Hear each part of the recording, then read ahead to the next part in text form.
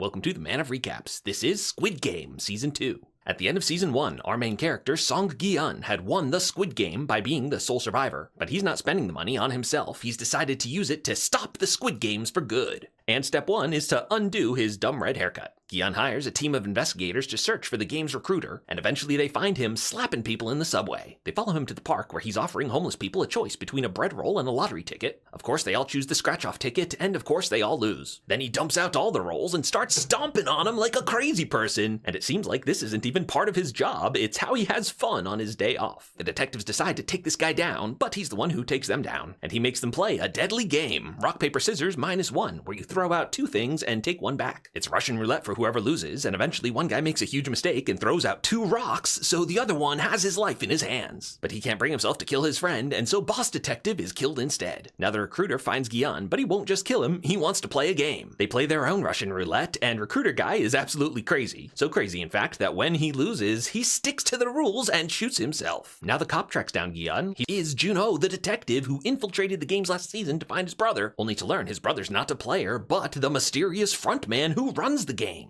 He survived being shot and was pulled out of the water by a nice fisherman who's been helping him search the area for the island where the games are held. Gi-hun is living in this old hotel he bought that he's turned into a massive armory. Yeah, he's become Batman. Now he assembles a squad of ex-special forces and dumb detective guy. Gi-hun goes to meet the frontman who talks to him through this piggy bank speaker. Gi-hun's like, hey, put me back in the games. They've never had a previous winner come back, so frontman's all too happy to do it. And so it's happening. Gi-hun is player 456 again, going back into the games. But his mercenaries are hot on his tail, tracking him with the chip he put in his tooth. So it's the classic Squid Games we all remember, with the soldiers in pink suits and walking through the crazy stairs. And once again, the first game is red light, green light with the creepy robot girl. Gi-hun's getting worried his army's not here yet, so he pulls out his fake tooth, and the chip is gone. Yes, somehow the Squid Games knew he had it, sent his mercenaries in the wrong direction, and Gi-hun is now stuck in the games for real. So Gi-hun takes charge, warns everybody that if you move during red light, you'll be shot. Of course, nobody believes him. So when someone moves and does get shot, a bunch of people start freaking out, running away, which is exactly what you're not supposed to do. And so once again, about a quarter of the players just didn't get the memo and are immediately killed. Now people start listening to Gi-hun, who leads them in a great strategy to line up in straight lines so the people behind have some wiggle room. And it is a huge success as most of them survive. Per usual, everyone starts freaking out, please let us go, but it's like, look, you guys can vote to end the games. The Pinks explain how every time someone dies, money is added to the total prize. Last season, if they voted to end the games, everyone left with nothing. But this season, there's a new twist. If they vote to leave, they can split whatever money has accrued. This should make it an easy decision. Everyone can live and leave with something. But it's really not enough money yet to make a difference in most people's lives. Gi-hun tries to tell him, I've played the games before. All of us are going to die. But this guy's like, that's fake news. Come on, let's all stay and make a bunch of money. So it's player number 1 with the tie-breaking vote,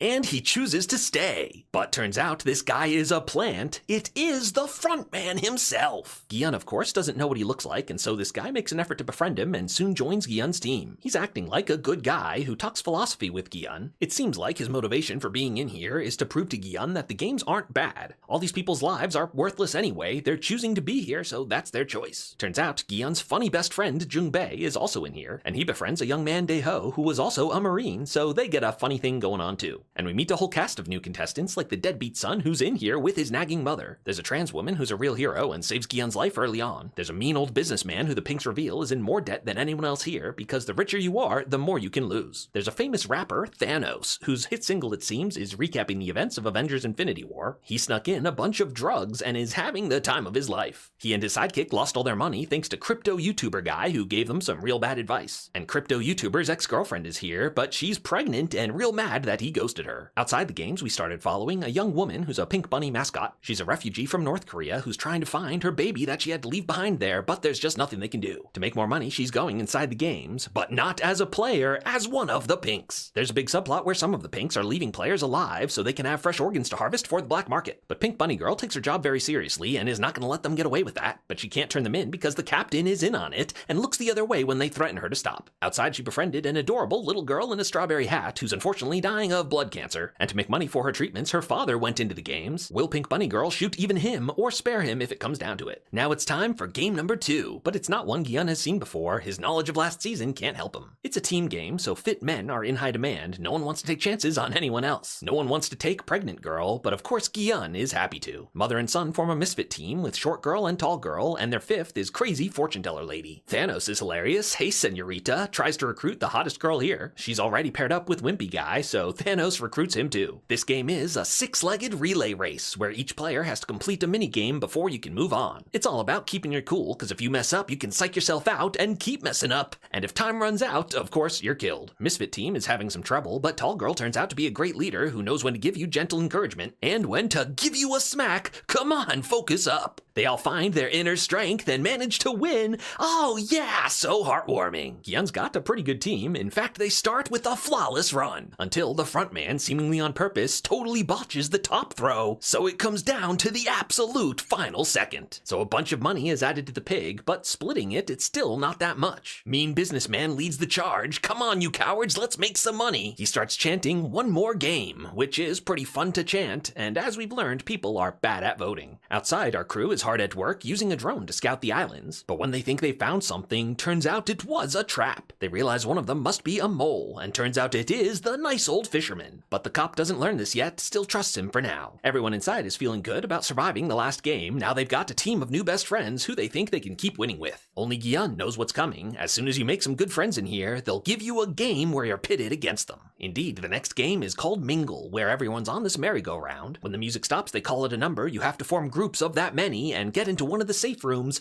Everyone left outside is killed. So our groups of 5 are broken up as everyone decides who they like least. And it becomes pretty awkward if the person you ditched survives to now hold a huge grudge. But it's an easy decision for people like Thanos, who don't really care about anyone. In fact, Thanos is still hilariously having a blast. It's a heart-wrenching moment when mother and son are split up, and with the clock ticking down, he gets in the room and ditches her. He feels absolutely horrible, but of course as a mother, she forgives him, and he resolves to stick with her no matter what. Next round, Short Girl is knocked away, and someone else takes her spot. Oh, Short Girl dies. She was so sweet and nice. In the final round, the number called is only 2, meaning a lot of people will be left behind. It's a mad scramble to get in the rooms. Jungbei and the frontman get in one, but someone else is already here, so with the clock ticking down, frontman snaps his neck. Damn, man, hardcore. Now a lot of people have died, the prize is finally worth splitting, hopefully they'll vote to get out of here. But half the group feels pretty good about their chances to keep winning, so one more game turns into, yeah, we're staying till the end. Frontman has the deciding vote, and he votes to make it a tie. The revote will be tomorrow morning, so everyone has the night to think it over, but now we're divided into 2 teams who have come to hate each other, and tensions are running high. And it's the first meal in here where they've been given a sharp fork, so tonight they'll probably start killing each other. In fact, the fighting kicks off early for a big bathroom brawl, and things escalate very quickly. Thanos is gonna kill crypto YouTuber, but oh, Thanos is stabbed with the fork.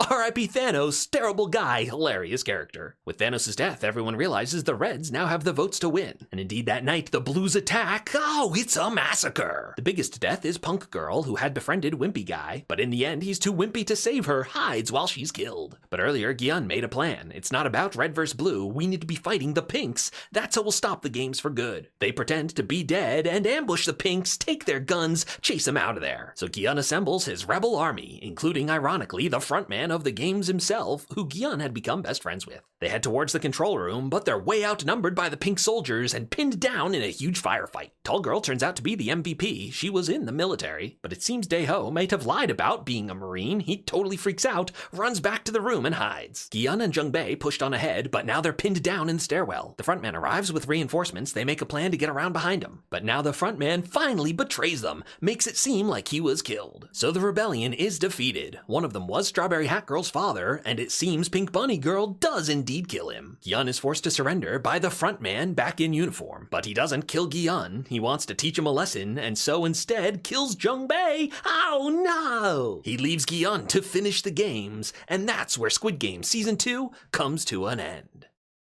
If you liked this recap, hit that subscribe button for more of the best recaps of TV and movies.